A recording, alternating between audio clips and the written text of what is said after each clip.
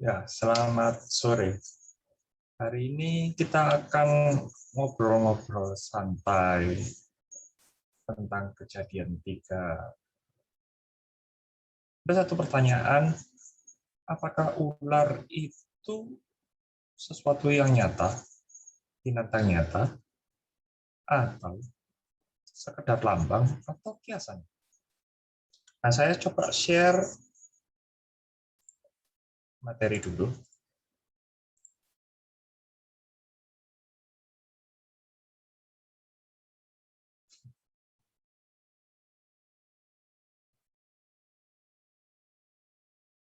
Apakah ular dalam kejadian 3 ayat 1 merupakan sesuatu yang nyata atau sekedar bersifat simbol belaka?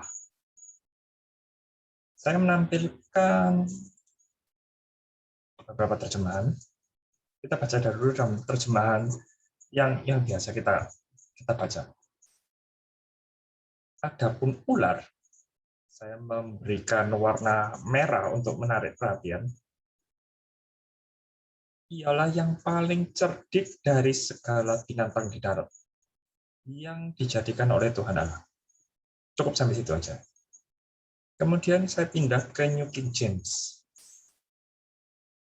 The serpent was more cunning than any beast of the field which the Lord had made. The Lord had made. Di sini juga ada kata was. Was menunjukkan sesuatu yang sebelumnya. King James kurang lebih sama. The serpent was more subtle than any beast of the fields which the Lord God had made. Ada kata was dan ada the Lord God made. Berarti Tuhan menciptakan ular itu sebelum kejadian ini, atau pasal 3 ini, Tuhan ciptakan ular. Cuma ini yang dikatakan yang paling cerdik. Nah, saya coba lihat terjemahan yang paling lebih lama lagi.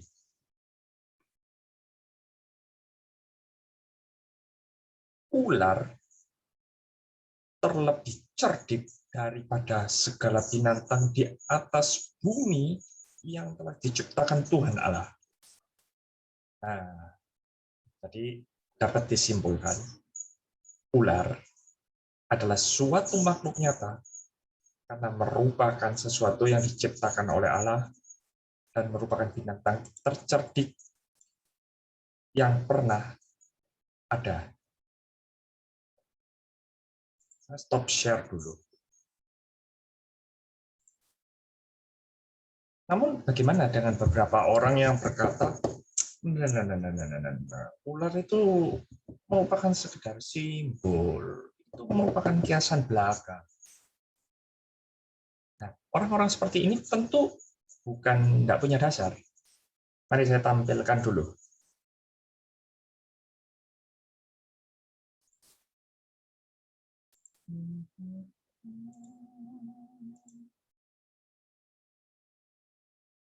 Nah, ayat pijakan mereka itu dari ayat 15. Di sini saya membuat satu perbedaan warna supaya bisa dilihat perbedaannya. Aku akan mengadakan permusuhan antara engkau dan perempuan ini. Engkau saya kasih warna merah, perempuan ini saya kasih warna biru. Supaya kita bisa tidak salah nanti antara keturunanmu dan keturunannya. Keturunannya itu menunjuk kepada perempuan, karena warna biru akan meremukkan kepalamu. Engkau, warna merah, menunjuk kepada ular, akan meremukkan tubuhmu. Ini menarik. Karena di ayat ini, Tuhan mengadakan permusuhan antara ular dengan perempuan. Keturunan ular versus keturunan perempuan. Tapi pada saat meremukkan tumitnya, dia menggunakan kata engkau. Engkau merah. Jadi menunjuk kepada ular. Nah, kemudian orang pikir, loh ini loh buktinya. Jadi yang menjadi apa ini permusuhan itu ya keturunan ular sama keturunan perempuan. Apakah keturunan ular secara fisik itu jadi ular secara fisik snake ini yang akan musuhan dengan perempuan yang merupakan manusia? Ini kan tidak mungkin. Ya inilah bukti bahwa ular di sini itu merupakan simbol kiasan. Oke. Mari kita pakai logika itu sebentar. Kita naik ke ayat berikutnya. Ayat 14. Tuhan Allah. Sekali lagi, saya menggunakan kata merah untuk menunjuk kepada ularnya. Karena engkau berbuat demikian, engkau menunjuk pada ular, terkutuklah engkau, terkutuklah ular. Di antara segala ternak, di antara segala binatang hutan. Dengan perutmu lah engkau akan menjalar. Oke? Dengan perut engkau akan menjalar. Dan debu tanah akan kau makan seumur hidupmu. Yang menarik di sini, ini merupakan suatu fakta yang nyata. Sampai hari ini, kita melihat ular berjalan, merayap itu mempergunakan perut. Tapi kita tidak pernah melihat satu fenomena sekalipun, atau bahkan terkandung pelajaran biologi sekalipun, ular itu memilih debu tanah sebagai makanan. Sebab ular merupakan karnivora dan bukan herbivora. Herbivora aja makan tumbuhan, lah ini makan debu tanah. Jadi apakah debu tanah itu kiasan atau real? Jadi apa yang dimaksud debu tanah di sini? Menariknya ayat 19. Dengan berpeluh. Ini kata-kata Tuhan Allah kepada Adam. Dengan berpeluh engkau akan mencari makanan sampai engkau kembali menjadi tanah. Engkau di sini menunjuk kepada Adam, karena dari situlah engkau diambil. Sebab engkau menunjuk kepada Adam, engkau itu debu. Engkau akan kembali menjadi debu.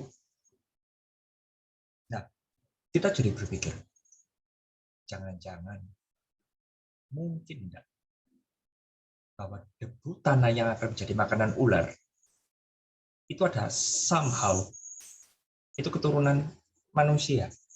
Tapi keturunan manusia yang mana? Nah, menariknya Roma 14. Terimalah orang yang lemah imannya. Berarti ada kemungkinan yang jadi makanan yang masuk kategori debu tanah itu adalah orang-orang yang lemah iman. Sudah lemah iman, pendidikannya kurang, pengajarannya kurang, dan biasanya secara rantai makanan mereka inilah yang akan jadi makanan. Nah, video ini dibuat sekilas untuk kita menerangkan ini. Tapi yang jadi menarik itu adalah ular ini menimbulkan 3 opsi. Pertama, apakah ular dengan motivasi sendiri, dengan kesadaran sendiri, dia memang bertujuan untuk menggoda manusia? Yang kedua, apakah ular ini disusupi oleh iblis? Dalam artian iblis masuk ke dalam tubuhnya, merasuki dia, kesadaran ular diambil alih, sehingga ketika berbicara dengan perempuan, itu bukan kesadaran ular, melainkan kesadaran iblis yang berbicara, yang menggoda. Yang ketiga, ular itu ada di satu tempat, tapi kemudian iblis mengambil rupa seekor ular. Nanti dengan rupa ini, dia yang menggoda perempuan itu. Dan yang keempat, kecerdikan iblis itu disetarakan dengan kecerdikan ular. Tapi itu akan kita bahas dalam video lain.